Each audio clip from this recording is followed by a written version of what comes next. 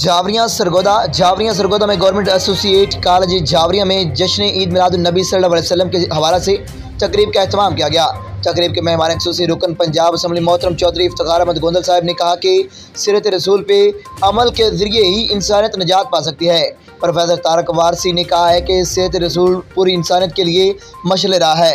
दिगर मुकर्रीन में professor Mohammad Fayaz, professor Hashim Ali, professor Zafar Abbas, professor Mian Mohammad Asaf, professor Mohammad Amjad शामिल थे। प्रिंसिपल प्रोफेसर अंजम नियाज़ साहब मेहमान ग्रामी का शुक्रिया अदा किया। तकरीब के मेहमानों में बोलो टीवी न्यूज़ के मोहतरम ज़फ़र अब्बास साहब और मोहतरम मोहम्मद अबू बकर आबद साहब शामिल थे। इस मौका पर हाफ़िज़ मोहम्मद उमर फ़ारूक की तरफ से ज़िला सतह पर पोजीशन हासिल करने की ट्रॉफी और सर्टिफिकेट से नवाजा गया। रिपोर्ट करें हाजी ज़फ़र अब्बास, ब्यूरो चीफ जावरिया सरगोदा।